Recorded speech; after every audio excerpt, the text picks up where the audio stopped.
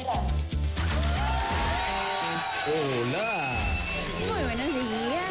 Hola, hola, buen día. Muy buenos días, sean todos ustedes bienvenidos a su programa, ni tan calvo ni con dos pelucas, por 104.9 FM, por los diversos diales Táchira y Sur del Lago, 101.7, Aragua, 102.5, Anzoátegui, 99.3, Maturín, Monaga, 88.1, Trujillo, Portuguesa, Abril, por 89.1 y Nueva Esparta, 106.5.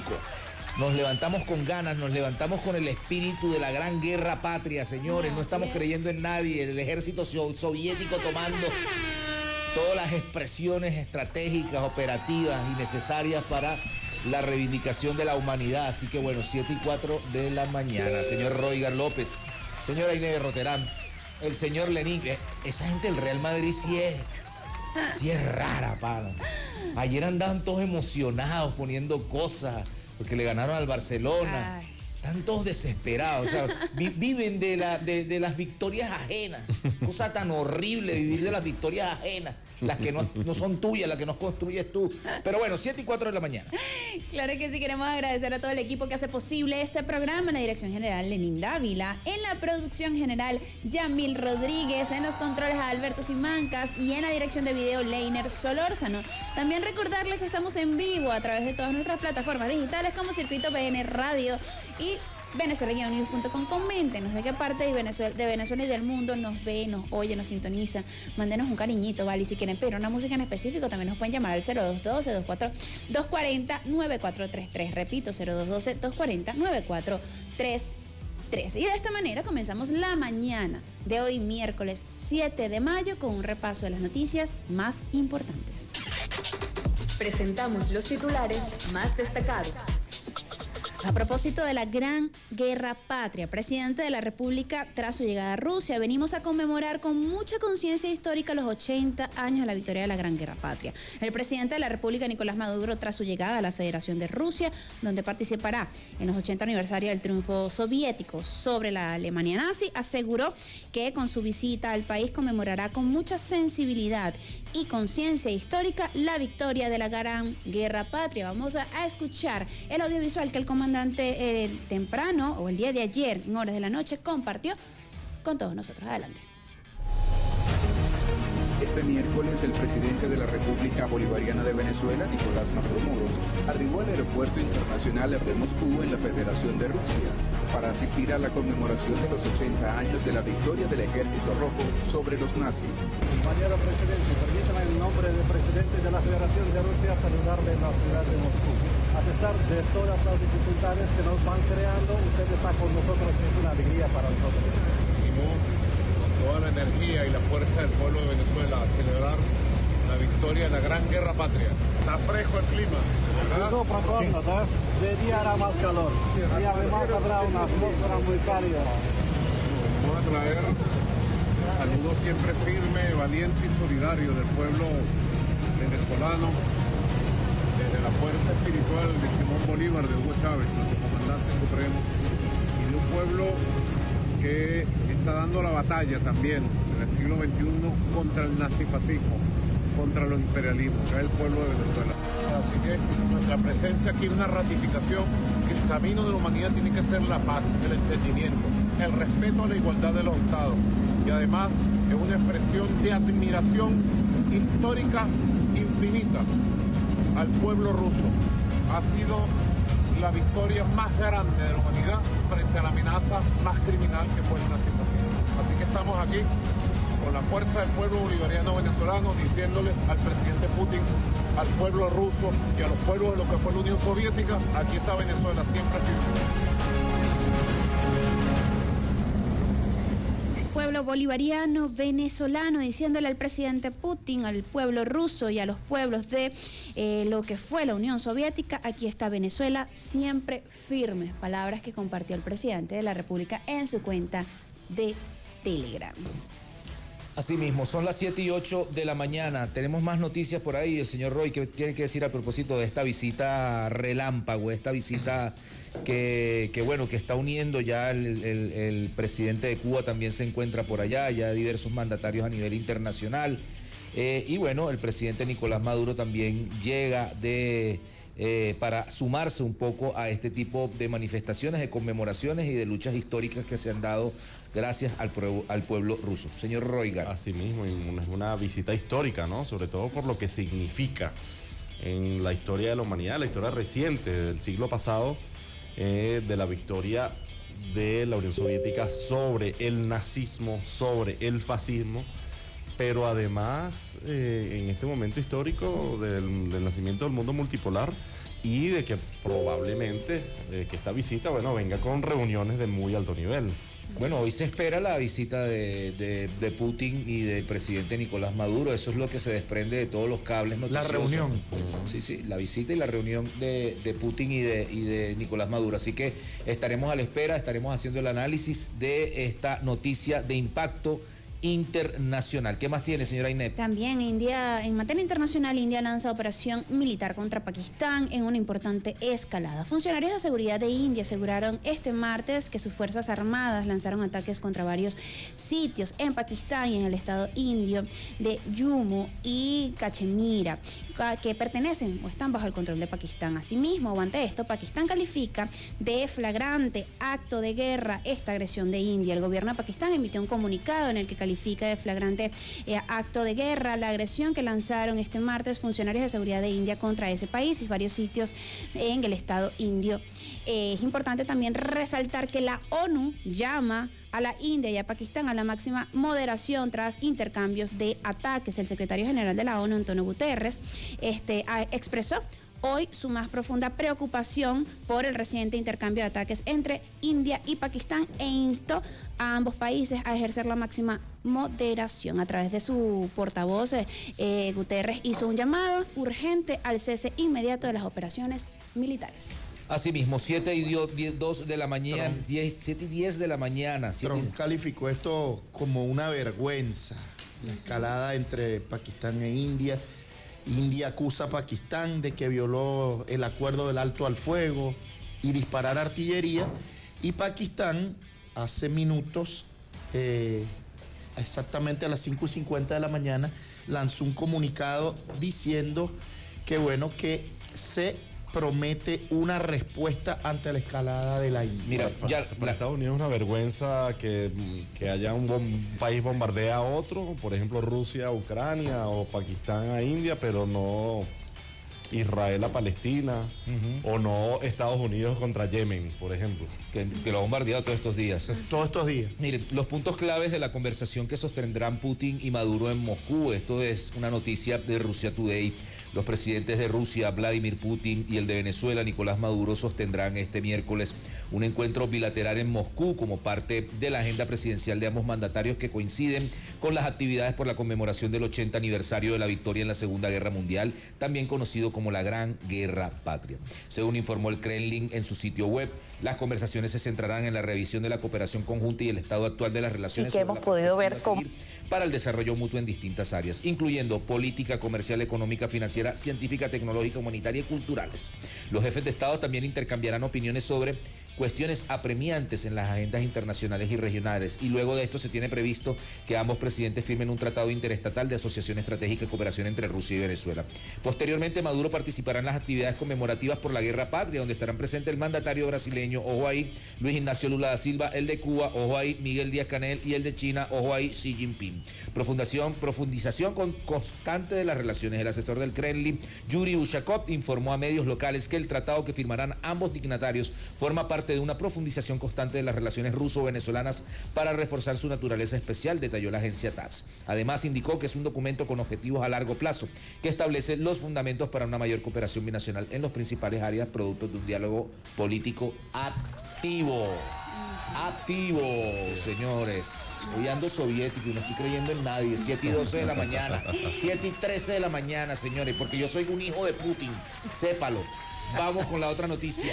Claro que sí, en materia internacional, Gustavo Petro denuncia complot estadounidense con exfuncionarios colombianos para derrocarlo. En este sentido, Gustavo Petro precisó que Álvaro Leiva y Mario Díaz Baral están buscando a los congresistas de la Comisión de Acusaciones para tumbar al presidente. Asimismo, Petro señaló que ambos coordinan el plan desesperado gracias a la sentencia de la Corte Constitucional de tumbar al presidente por el financiamiento. Agregó que lo que ha salido en el día de hoy no es un chisme, es un complot y no es nacional, es de colombianos, aunque haya colombianos. No es nacional, no es de colombianos, aunque haya colombianos. En esta situación o ante esta situación, el presidente colombiano insistió que dicho complot es un hecho peligrosísimo porque es un atentado a la soberanía nacional de Colombia y a la democracia y a la libertad de los colombianos. Bueno, lo primero que tiene que hacer Preto es dejar de hacer la ridiculez haciendo unas entrevistas ahí con unos humoristas que además no le suman y le quitan absoluta seriedad a la magistratura y a la solemnidad como presidente. Yo creo que por ahí van los tiros más bien, muy mal asesorado Gustavo Petro. Sí, eso terrible, ese es un youtuber, ¿no? Sí, ese se llama One Piece Light Show. Que le sacó una bolsa de varias bolsas de droga. Estupefacientes. Lo que pasa es que ese es una persona que es un personaje, este es un humorista que tiene un personaje de una supuesta persona muy cifrina, muy nazista, racista, etcétera, etcétera, y que tiene este tipo de licencias. Esta persona ha entrevistado que sí, Karol G, J Balvin, etcétera, etcétera. ¿Y saca las bolsas esas también? Sí, igualito. Es un personaje, hermano. Pero eso tú eres muy viejo ya, mano. Pero ya va, Pedro, eso caerá bien como en Colombia. Eso es mentira. Claro, es de mentira, pero, o sea, hace el papel de que, mira, aquí está la bolsita esta. Lo que pasa es que como han venido atacando a Petro, que supuestamente es drogadicto, entonces se lanzaron con este tema como de jodedera, como para neutralizar ese ataque. Lo que pasa es que ayer también Álvaro Leiva, que sí es muy raro, Álvaro Leiva sacó otra carta ayer que está encendiendo la arena política en Colombia. 7:15 de la mañana y seguimos. Seguimos con más noticias porque también el día de ayer Jorge Rodríguez aseguró que por primera vez en 150 años Venezuela produce casi el 100% de sus alimentos. El presidente de la Asamblea Nacional y candidato a la reelección, Jorge Rodríguez, afirmó este martes que por primera vez en 150 años la explotación petrolera de Venezuela produce casi el 100% de los alimentos que consume. Nunca antes había pasado. Venezuela basaba la oferta de alimentos del pueblo en importaciones. Escuchamos palabras de Jorge Rodríguez el día de ayer. A mí siempre me enorgullece decir que por primera vez en 150 años de explotación petrolera en Venezuela, por primera vez estamos produciendo los alimentos que nos comemos. Nunca antes había pasado. Venezuela basaba la oferta de alimentos al pueblo de Venezuela en la importación, de casi el 100% de lo que nos comíamos. Ahora no, ahora es al revés. Ahora casi el 100% de lo que nos comemos, la carne, los huevos, la leche, las carotas no, las carotas sí todavía está muy importante. Pero la gran dentro mayoría, de ese porcentaje que sí, está en el 1%. Pero la gran mayoría de lo que nos comemos proviene de Venezuela. Así es, apuntando siempre al crecimiento económico de nuestra nación. Teníamos ahí palabras de Jorge Rodríguez. 7:16 de la mañana. Vamos con una cancioncita y ya regresamos con más de su programa Ni tan calvo ni con dos pelucas.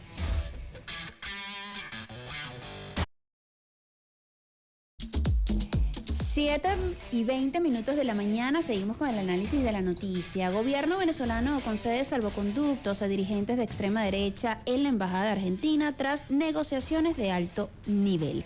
El gobierno venezolano concedió este martes 6 de mayo los salvoconductos a los 5 dirigentes de extrema derecha que se encontraban en la Embajada Argentina en Caracas desde 2024. Según fuentes extraoficiales, esta decisión se produjo tras intensas negociaciones lideradas por el gobierno de Venezuela con representantes de alto nivel de la comunidad internacional. La emisión del salvoconducto permitirá a los dirigentes opositores implicados en planes de desestabilización y conspiración contra el gobierno del presidente Nicolás Maduro abandonar la sede diplomática. De momento, la Embajada de Argentina en Caracas no ha emitido declaraciones oficiales. ¿Quiénes salieron de la Embajada de Argentina? Pedro Uchurrurto, Humberto Villalobos, Claudia Macero, Omar González y Magali Meda, integrantes del equipo cercano a la ultraderechista María Corina Machado, quien se encontraba en la Embajada Argentina desde el 20 de marzo del año 2024. Menos mal se fueron esos pavosos ya de aquí, porque habían vuelto un rancho esa embajada. Esa embajada tenía una piscina tan bonita, yo me la pasaba ahí tomando vino y choripán. Por ahí hay una foto de la piscina, ¿cómo quedó? Quedó horrible, ¿no? Con vasos tirados, globos, botellas partidas. Sí. Parece que se caían a botellazos y todo ahí. Sí, eso fue un desastre.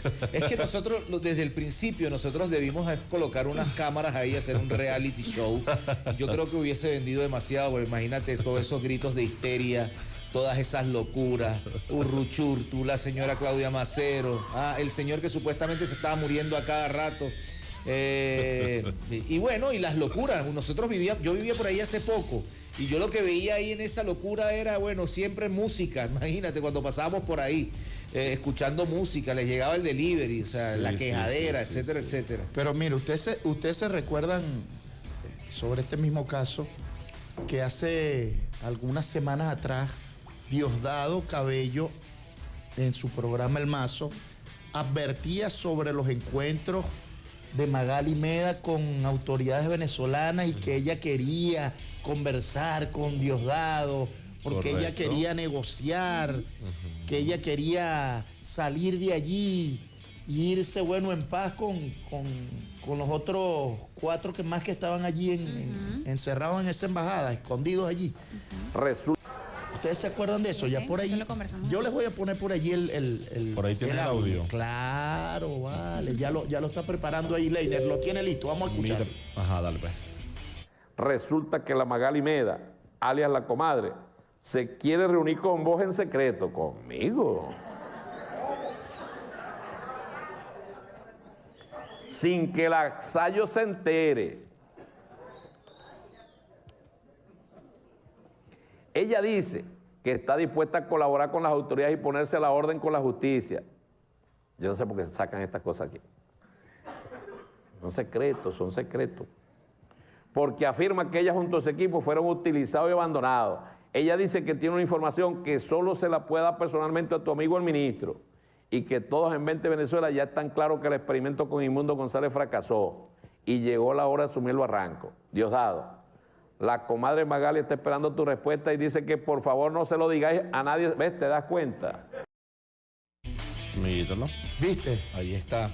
Pero bueno, eso es parte digamos, de algunos elementos y de algunos puentes que se quisieron lanzar de ese sector radical que dice que no negocia, que toda la vida te coloca. Si uno se pone a hacer una arqueología de los Twitter de esta gente, hace 15, 20 años, dice, el gobierno está hoy aún más débil, imagínate, y todavía en el 2025 siguen diciendo lo mismo que decían en el 2010. Pero bueno, a estos señores le concedieron un salvoconducto para irse. ¿Se acuerdan el 10 de febrero? Ajá, ¿qué pasó el 10? Magali Meda estaba en un live con Nito Pérez Osuna, Orlando Avendaño. Y ella dijo, no vinimos aquí a esperanzar a nadie. Y 2, dijo, van a tragar grueso, porque van a aparecer más fotos con los chavistas. Ajá, claro. Las negociaciones. Ajá, imagínate. Van a tragar grueso. Van a tragar grueso. Miren, tenemos un corte obligatorio publicitario para ti, niña, que vas para ese colegio. Te mando esta canción. ¡Lánzate! En pocos minutos regresamos con más de Ni tan calvo. Ey, 7:27 de la mañana, 7:27 de la mañana, la información sigue corriendo con bastante vertiginosidad. ¿Qué hay por ahí? Seguimos. Canadá no está a la venta, advierte el primer ministro Mark Carney al presidente Donald Trump. El primer ministro canadiense Mark Carney este martes, durante la reunión que sostuvo con el presidente de Estados Unidos Donald Trump en la Casa Blanca, en respuesta a los comentarios del mandatario norteamericano sobre la posible integración de Canadá como el estado número 51 de ese país, advirtió al mandatario estadounidense: Canadá no está a la venta. Ante esto, el presidente Donald Trump resaltó: nunca digas nunca. Canadá nos quiere y nosotros queremos a Canadá. Creo que eso es lo más importante. Cabe mencionar que el republicano insiste desde hace meses en que Canadá debería integrarse a Estados Unidos como su estado número 51, algo que Mark Carney, ganador de las recientes elecciones, ha descartado tajantemente. En este sentido, Trump afirmó durante el encuentro bilateral que habrá impresionantes beneficios para los canadienses si el país se une a Estados Unidos. Impuestos más bajos y un ejército gratuito. Miren, más noticias a propósito de, porque yo creo que el día de hoy digamos, la agenda noticiosa se va a concentrar en lo que se está desarrollando en Rusia. Y es que Zaharova comenta las afirmaciones de Trump sobre la Segunda Guerra Mundial. Su pueblo no conoce la historia. La diplomática rusa denunció que la mayoría de los estadounidenses no conoce la historia de su país. El presidente estadounidense Donald Trump hiperboliza el papel de Estados Unidos en la Segunda Guerra Mundial. El pueblo estadounidense no conoce su propia historia, declaró la portavoz. No he dejado de pensar por qué él, Trump, escribe así sobre la Segunda Guerra Mundial, porque habla de ese papel de Estados Unidos, porque hiperboliza, por supuesto. Está claro que es una persona, un político y un hombre de negocios, así. Siempre ha sido así, hiperbolizando todo, tratando todo con una emoción hipertrofiada. Qué buen concepto. Emoción hipertrofiada. No lo oculta. Ha hecho una fortuna y una carrera política con ello, explicó Zaharova. La diplomática rusa señaló que Estados Unidos se encuentra en su crisis más profunda, no solo económica y política, sino también moral. Mucha gente solía reírse de ellos y decir que no saben geografía, pero quiero decirle más. En este momento, por desgracia, el pueblo estadounidense, la nación estadounidense, el Estado estadounidense no conoce su propia historia. Ahí está la respuesta de Zaharova. Recordemos que Donald Trump hace un par de días en sus redes sociales puso que la guerra no la había ganado la Unión Soviética, sino los Estados Unidos. Ponte a creer.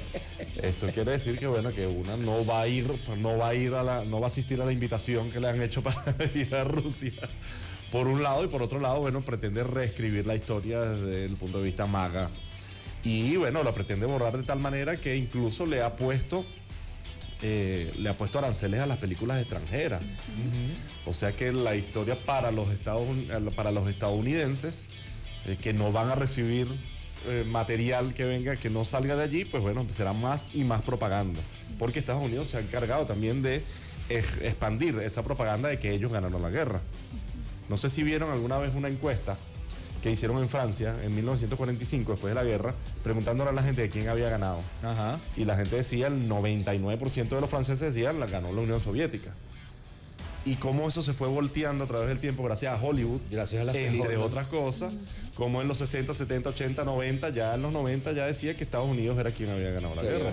Claro. A partir de película y película y película y película y serie, etcétera, etcétera. O sea, ellos como que olvidan que el pueblo ruso prácticamente ofrendó más de 30 millones de personas que fallecieron en contra de, y debido a los combates en contra del régimen hitleriano y de toda esa santa alianza en contra del pueblo occidental.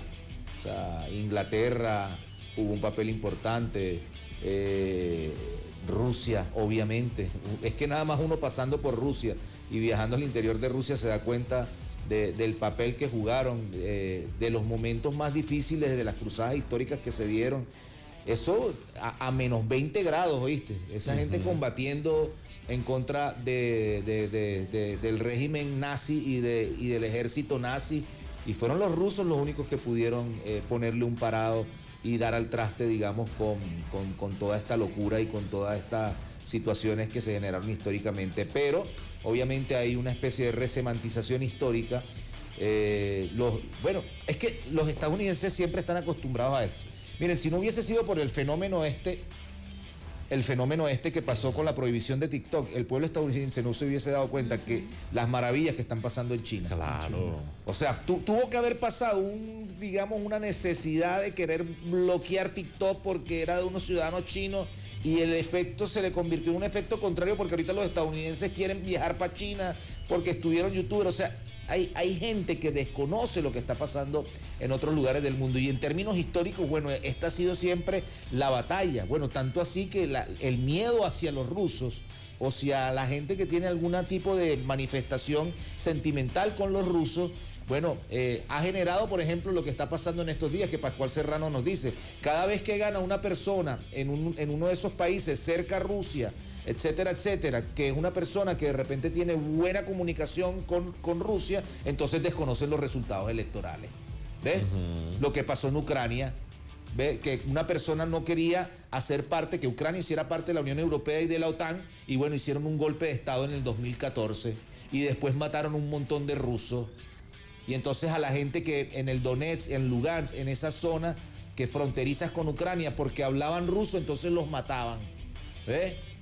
Porque hasta ese punto han llegado a matar a la gente porque habla ruso, porque lee un libro de Dostoyevsky, de León Tolstoy, etcétera, etcétera.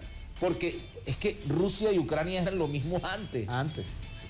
Bueno, pero así es la rusofobia, como lo llamamos nosotros. Por ejemplo, en Hollywood, películas, y eso es de los tiempos de María Castaño. Bueno, ¿tú te acuerdas de la película de Rocky? Sí, sí. No había nacido. Rocky. Sí, no había nacido, sí, está bien, Roy. Rocky cuando pelea contra el ruso. Dolph Lundgren, que no es ningún ruso, es americano. Un catire. Americano.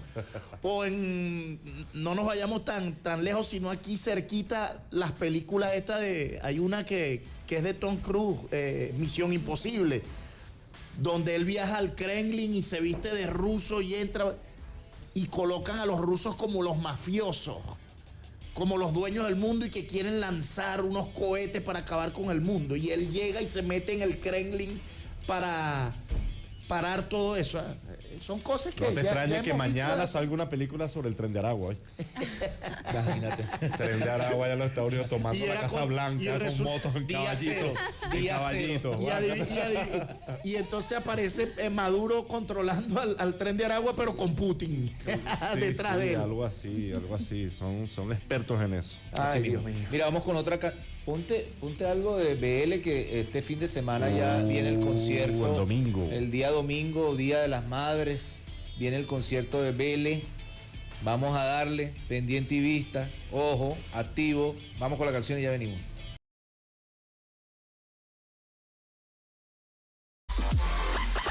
Siete y 42 minutos de la mañana. A esta hora tenemos nuestro primer contacto internacional. ¿Para dónde nos vamos, Pedro? Nuestra brújula informativa se mueve inmediatamente tras los pasos perdidos de la noticia con el señor Pascual Serrano. Mira. Y ahora Venezuela News se mueve a España. Hola, Pascual. ¿Cómo estamos? Muy buenas. ¿Qué tal? Muy buen día, hermano. ¿Cómo estás? ¿Cómo te va? Muy bien. Vamos contando cosas de por aquí, de estos barrios. ¿Qué ha pasado? La primera es que el Tribunal Supremo de España pues ya ha blindado definitivamente a Juan Carlos de Borbón para que no pueda ser procesado ni enfrentando la justicia por delitos contra Hacienda. Ha dicho que no se debe de investigar a Juan Carlos I, el rey emérito, e rechaza una querella que un grupo de juristas intelectuales presentó contra él por 5 delitos fiscales. Aquella fue una querella que fue apoyada por un manifiesto en el que firmamos 8.446 personas. La querella venía a decir al Supremo que investigara al anterior jefe del Estado por 5 delitos fiscales en el marco de unas actividades con unas fundaciones en Luxemburgo y en Suiza, con el objetivo de ocultar ingresos y evitar el pago de impuestos. Y también unos fondos aportados por un multimillonario mexicano para que los nietos del emérito tuvieran compras de lujo. Ahora el Supremo ha dicho que no, que esos delitos no se pueden investigar,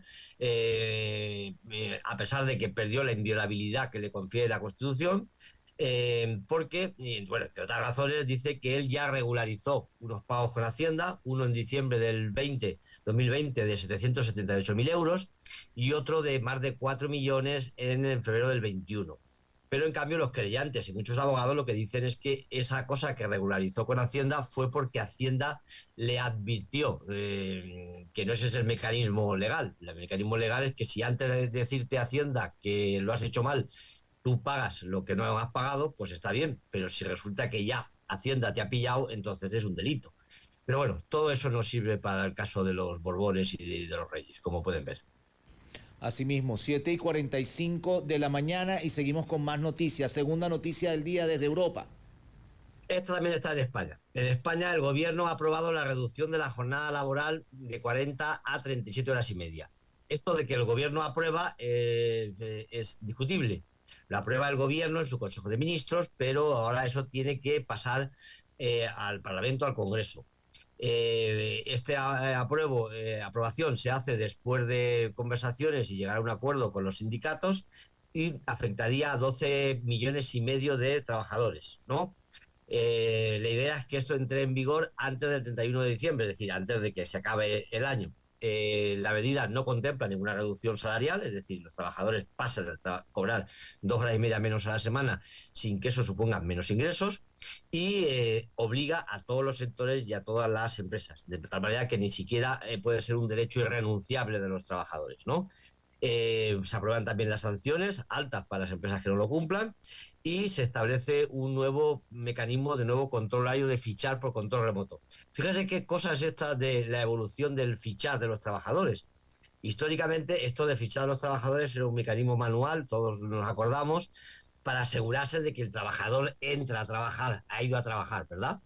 Bueno, pues hace ya muchos años que ahora los que están pidiendo que se materialice y que se controle más el fichaje de los trabajadores son los propios sindicatos, porque lo que sucede no es que los trabajadores no vayan a trabajar, sino que los trabajadores hagan horas extraordinarias que no se les paga. De tal manera que el gobierno, con estos mecanismos ahora de fichaje, lo que quiere es asegurarse de que los trabajadores no están más tiempo y por tanto no están haciendo unas horas extraordinarias que luego no les pagan, lo cual vuelve a demostrar que como con el tiempo quien está avanzando más en la capacidad de abusos laborales son los empresarios. Bueno, pues esa es la noticia, que se reduce la jornada laboral, pero que está pendiente de la aprobación del Congreso, que no está muy claro, porque como no, la derecha está en contra, la derecha nacional y la derecha independentista también está en contra. Así que pues, no sabemos esa votación en su momento cómo se desarrollará. Seguimos con la tercera noticia, señor Pascual Serrano, rápidamente. Bueno, que ya vamos saliendo de España. Bueno, pues si no lo sabían, ya China y la Unión Europea tenían varias sanciones entre ellas, con motivo de esa idea europea de que China viola los derechos humanos, que es algo que parece ser que en el caso de Israel ya no les importa tanto a los europeos, ¿no? El caso es que había unas sanciones entre un país y otro, y mira por dónde, gracias a Trump y a sus aranceles, pues ya Europa y China vuelven a ser amigos y ya se han acabado las sanciones. Han acordado eliminar de forma simultánea todas las restricciones mutuas a los intercambios entre instituciones, que es un paso clave para establecer todos los canales de diálogo tras las tensiones políticas. Este gesto coincide con el 50 aniversario del establecimiento de relaciones diplomáticas entre Pekín y Bruselas y se produce, como hemos dicho, en ese contexto de guerra comercial con Estados Unidos. Según ha expresado el portavoz chino, en la situación actual ambas partes consideran que es muy importante reforzar el diálogo y la cooperación. De común acuerdo, China y el Parlamento Europeo han decidido levantar de manera simultánea y completa las restricciones que pesaban sobre sus intercambios mutuos, ha dicho en la rueda de prensa el portavoz del Ministerio chino. Lo que pasaba es que en el 21 ya los países de la Unión Europea, los 27, pusieron en su lista negra a 4 dirigentes y a un organismo chino acusado de promover la vigilancia, la detención y el adoctrinamiento masivo de uigures y otras minorías musulmanas del noroeste de China. Eran las primeras sanciones que había de Europa contra China después de Tiananmen, y China respondió con sanciones a 10 parlamentarios europeos y académicos, además de a 4 organizaciones a las que la acusaban de difundir con malicia mentiras y desinformación. Bueno, pues todas estas sanciones y estas acusaciones, ¡pum!, se han esfumado gracias a la guerra de aranceles que ha propuesto Estados Unidos y que ha empujado a la Unión Europea y a China pues a hacerse amigos por la cuenta que le tiene a su economía. Seguimos con la siguiente noticia rápidamente. Bien, vamos rápidamente. Bueno, el caso es que después de lo que hemos visto entre India y Pakistán, lo que tenemos es nada más y nada menos a 2 potencias nucleares que se están lanzando misiles, ¿no? La India, yo supongo que ya de todos he sabido, llevó a cabo en la madrugada de este miércoles unos ataques con misiles contra varios lugares de Pakistán, incluyendo 9 blancos en ese país y en la parte de la región en disputa de Cachemira, bajo control de Pakistán.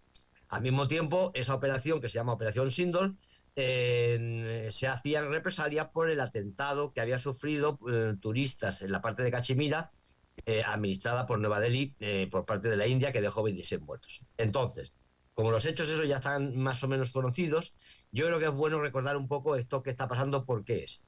Bien, hasta 1947 India y Pakistán eran parte del mismo territorio, que eran una colonia británica. Cuando se declara la independencia de la India, el territorio se divide en dos partes. Una de mayoría musulmana, que es Pakistán, y otra de mayoría hindú, que es la India.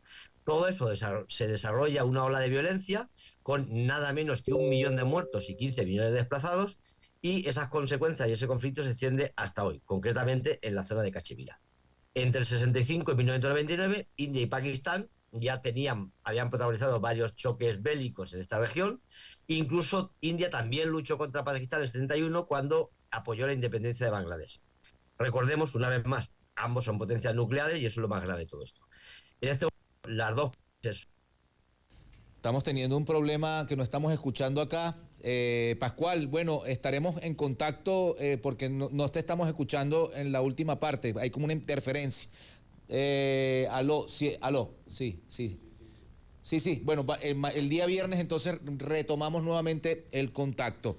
Señor Pascual, que bueno, que venía haciendo el análisis de la noticia del impacto, la noticia del conflicto entre India y Pakistán. Nos vamos y nos movemos rápidamente hacia Rusia. La brújula informativa se mueve hacia Rusia. Inmediatamente, contacto informativo. Rusia, presidente Maduro y Putin. Atentos. Salvaron a Europa y salvaron a la humanidad. Y es un buen momento. Toda nuestra delegación viene preparada porque es el mejor momento para, en los 80 años de nuestras relaciones, en los 80 años de esa gran victoria, tomar un impulso nuevo, como el que vamos a tomar, dar un salto ya para una relación integral de cooperación en todas las materias y en los años que están por venir, con el tratado que vamos a firmar por 10 años, bueno, ver florecer las relaciones entre la Gran Rusia, hoy potencia principal de la humanidad, y Venezuela desde Sudamérica luchando en el ideal de Bolívar y de Hugo Chávez. Así que estamos muy felices de compartir con ustedes esta gran fecha y conmemorar la victoria de la Gran Guerra Patria como victoria nuestra también. Gracias. Muchas gracias. Bien, ahí teníamos palabras del presidente de la República desde la hermana República de Rusia. Ahí estaba haciendo referencia a un tratado de 10 años entre ambas naciones. También importante resaltar parte de los temas que van a ser tratados en esta reunión, temas claves de la infraestructura financiera independiente, inversiones conjuntas de petróleo, gas y minería, coordinación de la OPEP Plus y el Foro de Países Exportadores de Gas, más vuelos directos entre Rusia y Venezuela, estación terrestre, lonas y cooperación espacial, alianzas de salud, medicina y vacunas, innovación científica y tecnológica, seguridad, defensa, cooperación técnico-militar, condena del resurgimiento del nazismo y el fascismo. Esto es parte de los temas que se van a estar desarrollando en esta reunión tan importante en materia internacional. 7:53 de la mañana, nuestra brújula va a estar ahí pendiente, titilando en Rusia, entre Rusia y Caracas, porque el presidente Nicolás Maduro, bueno, acaba de refrendar de un proyecto, de unos acuerdos de 10 años. 10 años. Unos acuerdos macros de 10 años. Así que bueno, estaremos muy pendientes. Bueno, Putin le agradeció al presidente Maduro por visitar los actos, Rusia y acompañaron los actos conmemorativos del 80 aniversario del Día de la Victoria. Este año celebramos no solo el 80 aniversario, sino también el establecimiento de relaciones diplomáticas entre nuestros países, le dijo el presidente Putin a el presidente Nicolás Maduro, y sostiene que, bueno, en este acuerdo bilateral en Moscú, como parte de la agenda presidencial de ambos mandatarios. ¿Hace cuánto no se veían cara a cara En el 2022 fue... 2022, hermano. Hace unos días hubo una videoconferencia. No, y hace unos días atrás. Y en el encuentro de hace poco de los BRICS. De los BRICS finales del año pasado. Eso fue en octubre del año pasado. Sí, claro. El presidente estuvo allá moviéndose, activo y en la pista. Desde siempre. Y Vladimir Putin ha venido a Venezuela también. Claro. Estuvo con Chávez aquí, en Caracas, en Miraflores. Así es, 7:54 minutos de la mañana. Vamos a una cancioncita y identificar a la vuelta.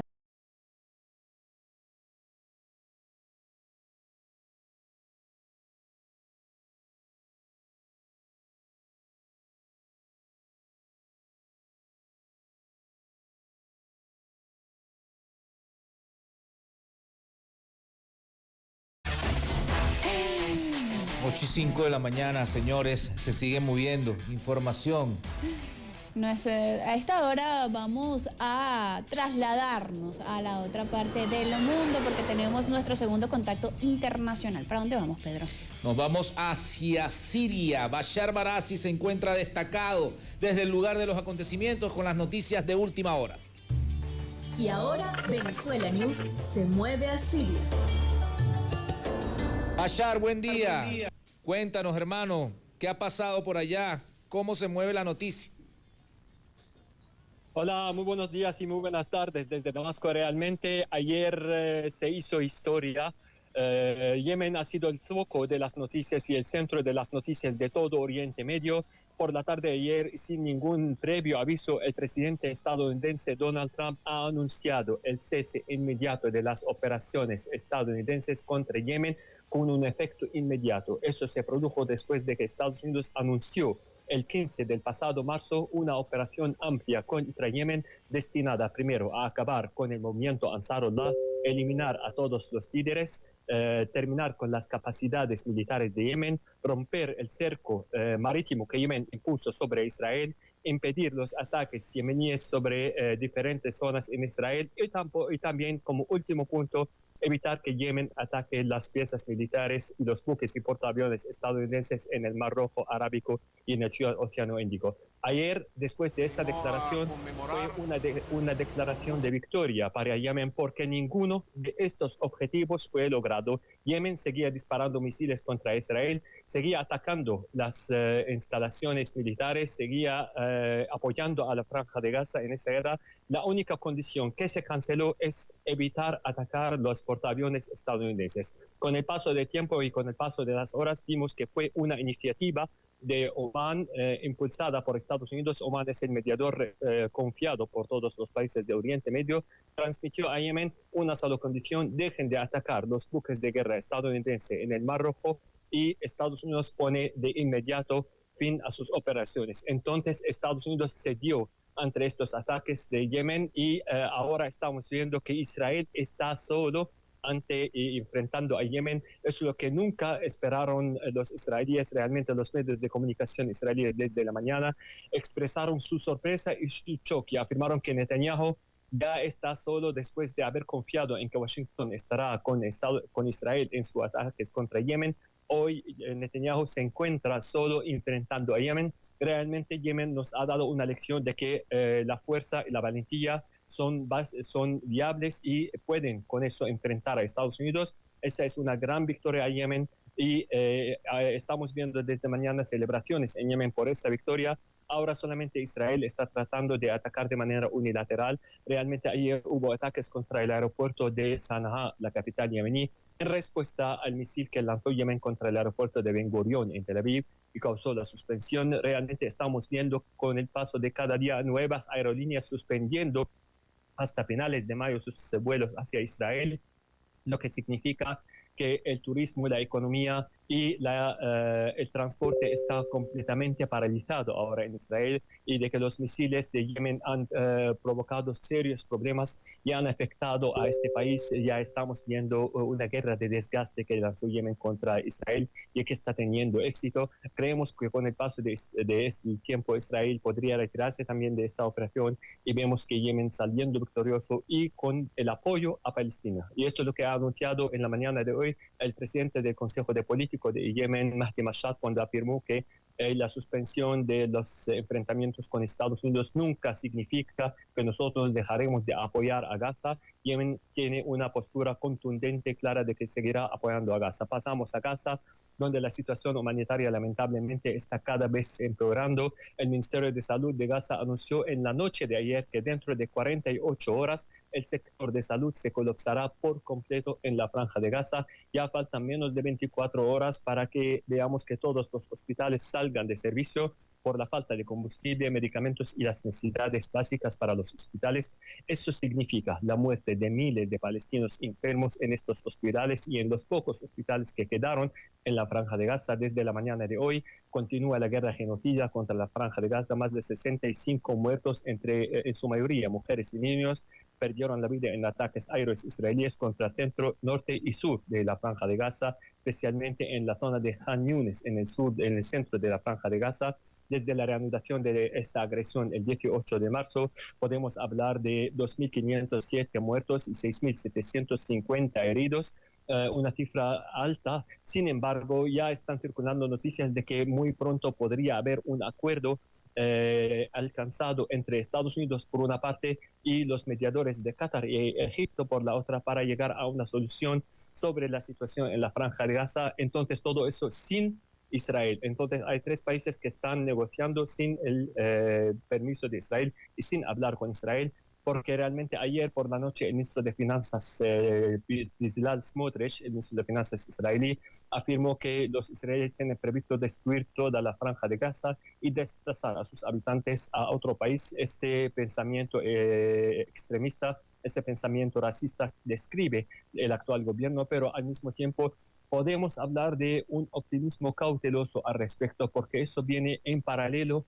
con una declaración también ayer de Trump, que tiene previsto visitar Oriente Medio en la próxima semana, para visitar específicamente Arabia Saudita y Emiratos Árabes Unidos. Según fuentes estadounidenses, va a haber durante esta visita acuerdos de suministro de armas con más de cientos de mil millones de dólares. Estados Unidos tiene previsto vender grandes cantidades de armas a estos países y también llegar a acuerdos sobre diferentes asuntos comerciales, económicos, entre otros. Podemos hablar también de negociaciones entre Arabia Saudita e Irán en diferentes materias, pero específicamente sobre la cooperación bilateral en materia política militar y también la situación en Siria. Irán ahora también es uno de los centros de noticia más importantes. Parece que ya están acelerando los pasos el mediador, me refiero al mediador omaní, para reanudar las negociaciones y para sostener una cuarta reunión indirecta entre Estados Unidos y Irán sobre el programa nuclear de Irán. Como todos sabemos, la sesión de esta semana y la ronda de esta semana fue suspendida debido a problemas. Cada parte acusa a la otra, pero lo que estamos viendo actualmente es que el mediador omaní está trabajando seriamente para concretar una próxima fecha. Algunos medios dicen que podría ser el próximo domingo. Witkoff, el enviado estadounidense, habla de un ambiente positivo en las negociaciones y que en los próximos pocos días podría concretar una nueva reunión. Se preguntó al portavoz del Ministerio de Exteriores de Irán, dijo que existen esfuerzos y coordinaciones y el mediador omaní es quien declara la próxima fecha. Entonces vuelve el ambiente positivo a prevalecer en Irán después de eliminar algunos obstáculos. Al parecer, eliminar y destituir al secretario de Seguridad Nacional de Estados Unidos, Waltz, y nombrar a Witkoff en su lugar podría ser uno de los motivos que volvieron a agilizar las negociaciones para la cuarta ronda. Eso podría ser un golpe duro al régimen israelí, porque Israel desde el inicio busca que Estados Unidos se enfrente de manera militar con Irán, pero con el paso del tiempo y al aparecer, Estados Unidos tiene otro concepto. Trump está buscando los intereses primero de Estados Unidos y también está trabajando para tratar de concretar un acuerdo con Irán en el que se respetan las condiciones de ambas partes. Esto es todo por ahora sobre la situación en Oriente Medio. Bueno, muchísimas gracias, Bashar, por todo ese reporte complejo. Y a propósito, una de las noticias más importantes, el tema de Yemen, ¿no? Y la decisión de Trump de darse cuenta un poco de cómo ha sido la mística militar de este país en defensa de los derechos, no solamente de su soberanía, sino también de los derechos de los palestinos. 8:14 de la mañana, que tengas muy buen día, Bashar, cuídate mucho. Igualmente. 8:14 de la mañana, 8:14 de la mañana. Musiquita. Música, música, música.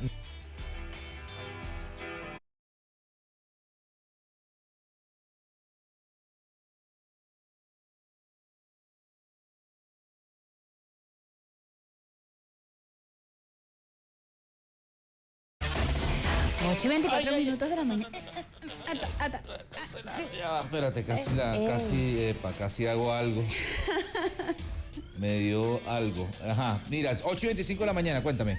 Mira, vamos a conocer parte de las declaraciones claves del presidente ruso en la reunión con nuestro presidente Nicolás Maduro. Vladimir Putin destacó avances en ámbitos de energía, transporte, logística y salud logrados entre Rusia y Venezuela. De acuerdo con el presidente ruso, el intercambio comercial entre los dos estados se ha incrementado en un 64%. Putin expresó su esperanza en que se mantenga esta tendencia por más tiempo. El presidente ruso valoró el papel de Nicolás Maduro en el desarrollo de las relaciones bilaterales. Además, destacó el rol de Hugo Chávez para todo el mundo. Agregó que la reunión presta la oportunidad de hablar de temas claves en las relaciones bilaterales. Por otra parte, también el presidente de la República, Nicolás Maduro, en su intervención reconoció lo siguiente: los esfuerzos y el heroísmo del pueblo soviético ayudaron a salvar a Europa y a toda la humanidad de la expansión del nazismo. Vamos a escuchar parte de la intervención del presidente de la República hace minutos. Ante el esfuerzo del pueblo ruso y del pueblo soviético para acabar la maquinaria de guerra criminal, infernal, que articuló el nazifascismo hace 80 años. Si no hubiera sido así, la humanidad hubiera entrado a una etapa histórica de retardo, de crímenes muy oscura. Verdaderamente el Ejército Rojo, con su gran victoria de hace 80 años, el pueblo ruso y el pueblo soviético y sus héroes políticos, sus héroes militares, con un sacrificio de 27 millones de seres humanos, salvaron a Europa y salvaron a la humanidad. 8:26 de la mañana. Papi, pero ¿por qué tú la ponchas cuando ella tiene la cabeza agachada? Ajá, hablando de las relaciones, también el presidente de la República, las relaciones entre Rusia y Venezuela han alcanzado un alto nivel. La amistad de Rusia y Venezuela han sido puestas a prueba en todo tiempo. Venezuela está muy feliz de compartir con Rusia la gran fecha del Día de la Victoria y conmemorar la victoria de la Gran Guerra Patria. El pueblo de Venezuela admira los 80 aniversarios de la victoria de la Gran Guerra Patria, el esfuerzo del pueblo ruso y del pueblo soviético para acabar con la maquinaria de guerra del nazismo, y es impresionante. Bueno, eso se va a estar desarrollando a lo largo del día de... Mira, tenemos una invitada el día de hoy que quisimos, traer porque estamos en las elecciones, estamos en estos días en donde, hay un abanico, digamos, de oportunidades, de, digamos, expresiones políticas, y nos encontramos con Indira París Bruni.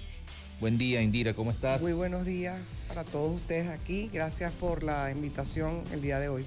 Indira, ¿qué partido representas tú y por dónde te estás lanzando aquí es en Caracas, ¿no? No, es a nivel nacional. En lista nacional. Lista nacional, voy de segunda a la lista nacional. El partido se llama Derecha Democrática Popular. Ajá. Lo fundó José Francisco Contreras. ¿Quiénes más están ahí que uno conozca o...? Bueno, mira, ellos están haciendo digamos, en la fundación del partido, son una serie de gente joven que provienen del partido COPEI, ciertamente. La mayoría. En su mayoría, no es mi caso.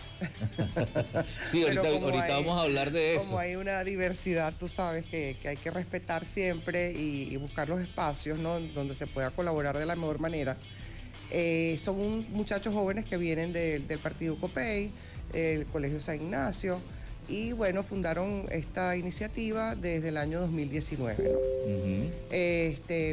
Con unos fundamentos interesantes que creo que son comunes a todas las aspiraciones que pueda tener siempre el país, como es darle prioridad a lo que es la familia, a la propiedad privada, al Estado de Derecho. Son una cosa de derecha de verdad.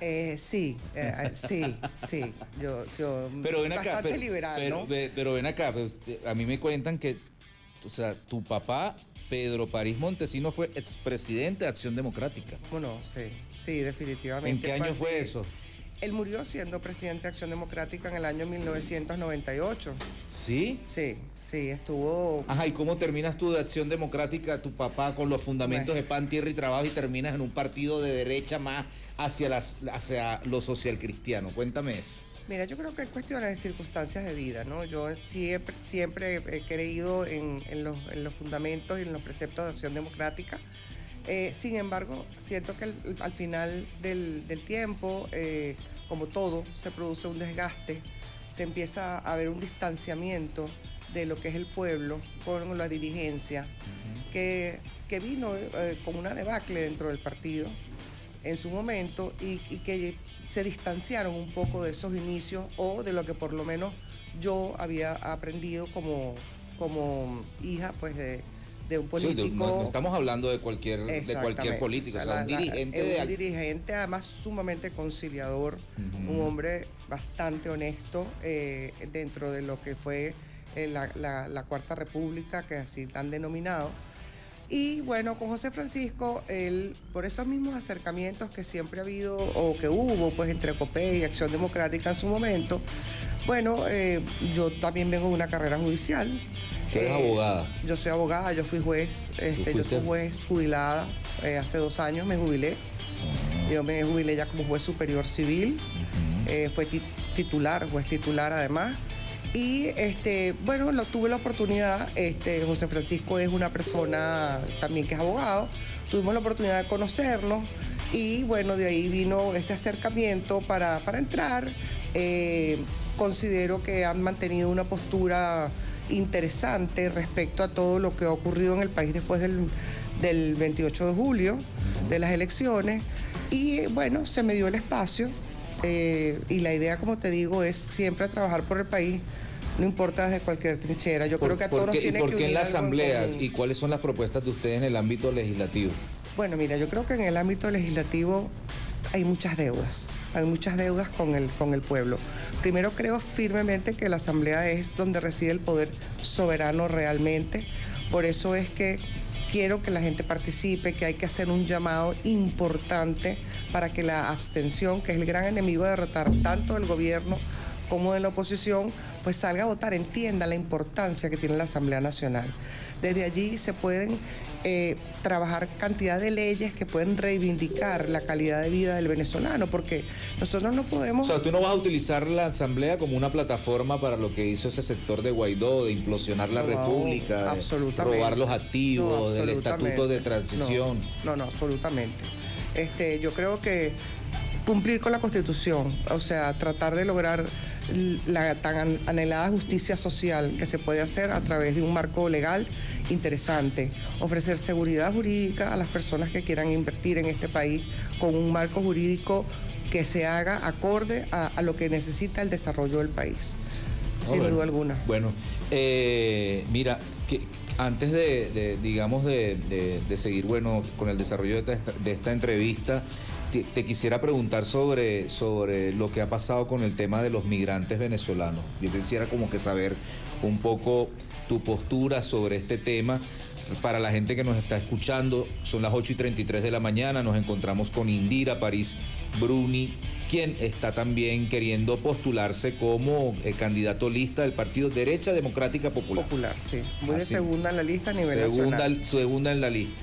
El tema de los migrantes. Tú que eres abogada. El tema de los migrantes, eso se tiene que resumir en 2 palabras o 3. Violación del debido proceso, sin duda alguna. Es inconcebible que puedas tomar, acciones como las que se han venido tomando, además sin ni siquiera probar por medio de un debido proceso que se haya cometido algún delito que ameritara una deportación. Y lo que no entiendo de todo esto, además, es que una persona como Bukele, que ha venido, haciendo de El Salvador un país interesante en cuanto a desarrollo, pueda haberse prestado para esta historia de llevarse a personas que ni siquiera son nacionales, que los delitos no fueron cometidos en su país, para ser recluidos en cárceles allá. O sea, creo que es una violación absoluta a lo que es el debido proceso, que es un derecho humano universal. O sea, ¿cree que es una aberración jurídica lo que está pasando absolutamente, ahí? Absolutamente. ¿Y qué te ha parecido la postura del gobierno de traerlos, de prestarle inclusive ayuda jurídica? Se contrató un bufete porque inclusive no se les permite la visita de los familiares, ni una llamada, incomunicados totalmente. Sí, bueno, me parece aplaudo eso, ese apoyo que se les está dando. No te creas, uno tiene familia que ha migrado y ha vivido o escuchado las angustias que están viviendo en estos momentos, estando legales en un país, porque es que ya no importa que tú estés legal o no. Simple y llanamente, bueno, mira, te oigo hablar español y oye, además un parámetro importante, tienes un tatuaje, o sea, ya va. Sí. Entonces no puedes estar sometido a ese terror. Creo que el país, el gobierno efectivamente ha hecho además algo que no han hecho los demás países, que es hasta pagar el traslado de las personas que son deportados, pues, que son deportados, ¿no? Dándoles un trato humanitario, un trato decente. Y bueno, apretarnos nosotros aquí, porque también no podemos tapar el sol con un dedo. Tenemos una infraestructura de servicios públicos bastante desgastada, golpeada, y que de alguna manera recibir a toda esa diáspora, tenemos que también pensar en eso para que el país no colapse, ¿no? Así mismo. 8:36 de la mañana. Indira está planteándose candidata, segunda en la lista, ¿no? Sí, candidata a nivel nacional. Candidata a nivel nacional. Bueno, hay diversos temas y tú hablaste al principio del tema de la negociación, de la conciliación. Tu postura frente a esa gente que ahorita está siendo tiroteada por participar en las elecciones de estos próximos días aquí en Venezuela. Mira, eso me parece un error garrafal, ¿no? Yo siempre he considerado que ciertamente el derecho al voto es un derecho, como lo decimos, pero también es un deber con la patria, es un deber con el país, que sobre todo la asamblea, que como te repetía, es un poder soberano, originario, que realmente es el pilar fundamental para una gestión de Contraloría, de creación de leyes importantísimas para la calidad de vida del país, para dar cumplimiento a una garantía de orden constitucional como es la justicia social. Yo estoy muy en contra de las personas que llaman a la abstención. Creo que nunca ha habido buenas experiencias al respecto. Debe participarse en todos los requerimientos o los espacios que hagan. De las pocas personas cuando les equivoco, yo consideré que era una elección importante. O sea, siempre lo que se presenta a la palestra para hacer, digamos, del ejercicio de la democracia es importante. Claro. Y tú no puedes condenar, desmeritarlo, o desmeritar, minarlo, implosionarlo. Sí, decir, o sea, es que tú le estás haciendo el juego al gobierno porque tú te estás postulando. ¿Cuál juego? ¿Cuál gobierno? Tú no estás apostando a que el país le vaya bien. Claro. Yo apuesto a que al país le vaya bien. Todos le estamos apostando a eso. Es que todos vivimos aquí. Yo entiendo las posturas de la gente que quizás se ha ido y ya no pretende regresar, pero los que estamos aquí, de alguna manera queremos lo mejor para esta tierra. Así mismo. Bueno, muchísimas gracias, Indira, por haber venido, por haberte tomado el tiempo. Y bueno, estos espacios están abiertos para que otros sectores o otras personas de derecha democrática popular puedan venir acá. Bueno, con muchísimas gracias le daré saber a José Francisco Contreras. Tú sabes que nosotros no somos una dictadura, somos una dicta blanda. Es así. Nosotros hemos tenido aquí en el programa incluso más dirigencia de la oposición que del mismo chavismo. Porque somos amplios, hermano. Sí. Aquí le damos tribuna a todo el mundo. De eso se trata. Bueno, muchísimas gracias a Indira por haberse tomado su tiempo para un poco plantearse segunda en la lista. Segunda en la lista nacional. De derecha. En la tarjeta, en el tarjetón, ¿en dónde están ubicados? Debajo de Podemos y por encima de Fuerza Vecinal. Ay, papá.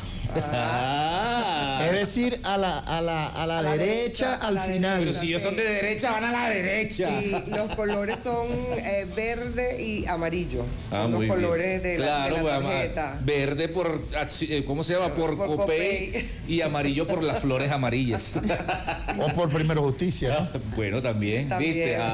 ¿viste? Papá. Fíjate tú, sí, yo. Bueno, muchísimas gracias. 8:40 de la mañana. Cancioncita, ya regresamos.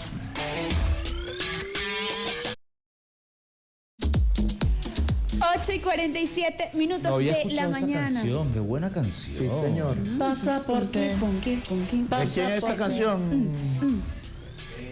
De Raúl Alejandro. Sí, Raúl Alejandro con Natalia.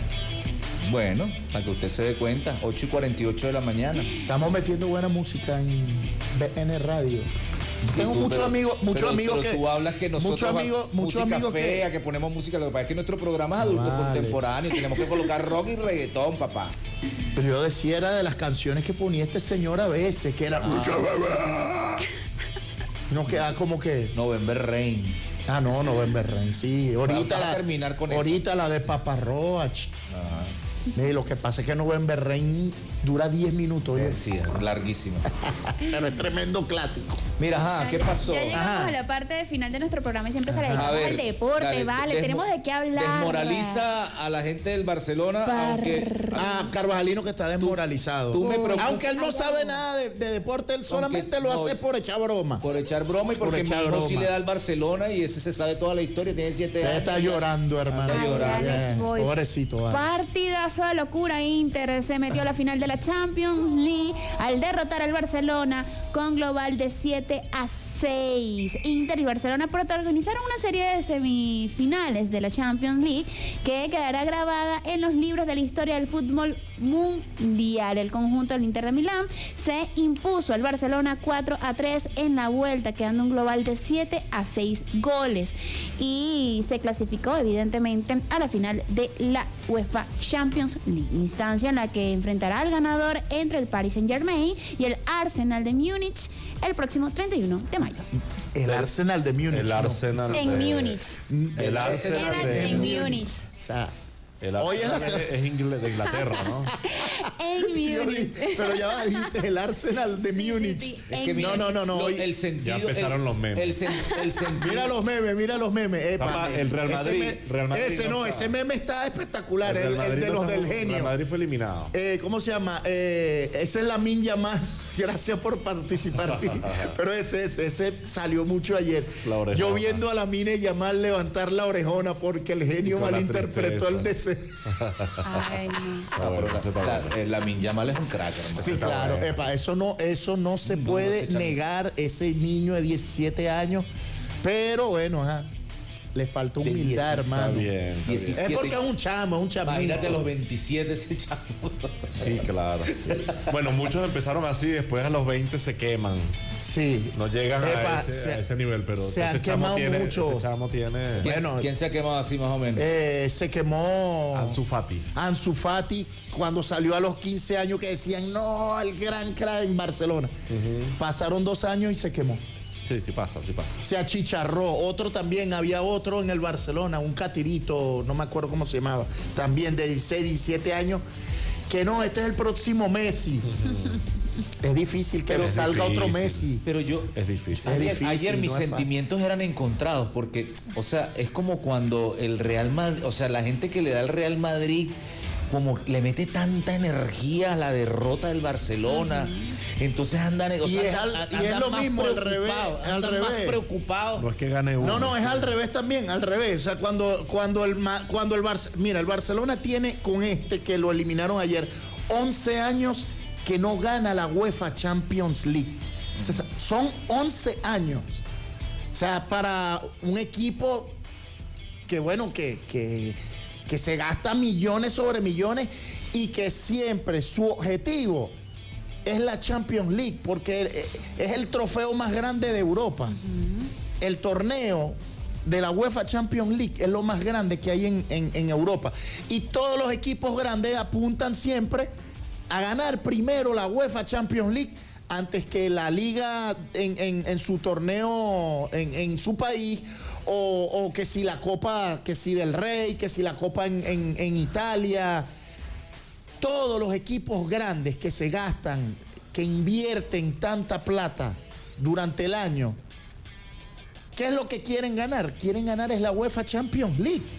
Mira, ayer todos esos hinchas del Barcelona estaban pero llorando de tristeza, porque es que la Champions es lo más grande que hay. Así es. Y entonces tienen 11 años sin ganarla y es duro, pues uno... O sea, este año eliminaron al Real Madrid, pero ¿quién es el Real Madrid ahorita? Bueno, el Real Madrid ahorita es el actual campeón de la UEFA Champions League. El Real Madrid, mira, es tan difícil ganar este torneo, la UEFA Champions League. Y el Real Madrid lo logró por 3 años seguidos. O sea, la ganó 3 veces de manera consecutiva. Yo nunca había escuchado las palabras Real Madrid tantas veces en tan poco tiempo. Y ganó la UEFA Champions League en los últimos 10 años. La ha ganado 6 veces. 6 veces la ha ganado. ¿Desde cuándo el Inter no ha ganado? El Inter, mira, el Inter creo que fue... no es tan regular en esto, ¿no? Pero el Inter, fíjate que la última vez que llegó a la final la perdió. Fue hace 2 años atrás. Contra el Real Madrid. No. Ese año no la ganó. No, ese año la ganó. Ese año la ganó fue el Manchester City. Ha ganado 3 ocasiones. En el 63, en el 64, en el 65 y en el 2010. La última vez que ganó campeón en 3 finales. 67, 72 y 2023. 2023. La última vez que la ganó fue en el 2010. Se la ganó, por cierto, al Bayern de Múnich, 2-0. Ese sí es de Y en semifinal, adivina quién eliminó ese año. Real Madrid. Eliminó nada más y nada menos que al Barcelona. Y otra vez eliminó al Barcelona. Bueno, vamos a ver si salen campeones. Yo la veo muy difícil porque hoy el Paris Saint-Germain, el PSG, lleva la ventaja, pues bueno, ganó en Inglaterra 1-0 y van a jugar ahora de local en su casa, en el Parque de los Príncipes. Yo creo que la final es esa, Inter-Paris Saint-Germain. Paris Saint-Germain. ¿Y a quién le vas? ¿A quién le irías? No, o sea, la verdad me da igual. Al Real Madrid. Me da igual. ¿A quién le vas? Real Madrid. Me da igual quién la gane. Pero lo cierto es que el Barcelona llegará al final. El Barcelona lleva 11 años en la cueva, no ha podido ganar la Champions League. Esto es fracaso tras fracaso en Champions League. Que ganen la Liga, que ganen la Copa del Rey, que ganen todo lo que quieran, pero en Champions, que es el torneo más grande de Europa, donde tienen que ganar, no hablando como estaban haciendo desde diciembre. Ya, entréguenos la Champions League, que nadie puede con nosotros. Desde el 2015 no gana el Barcelona. Mira, pero era Obama presidente. Yo sí estoy contento porque ayer ganaron los Guayqueríes de Margarita. Aquí en Caracas, a los Spartans. ¿Y qué? ¿Pero quedaron campeones? No. Estamos en los playoffs. En los playoffs. En el torneo regular. Sí, torneo regular. No he ido, de verdad, me he perdido. Ya Spartan está clasificado y Margarita. Me he perdido los juegos de básquet. Mira, un partidazo ayer, partidazo ahí en el Papá Carrillo. Invito a la gente que vayan a verlo, porque la verdad están muy buenos los juegos ahí. Miren, 8:55 de la mañana, vale, llegamos a la parte final de nuestro programa. Mira lo que dice Nelson Collazo. El mensaje que te manda Nelson Collazo. La última vez que el Barcelona ganó una Champions League, Carvajalino tenía pelo. Real Madrid. Nos tenemos que ir. Chao, hasta luego. Chao, hasta mañana.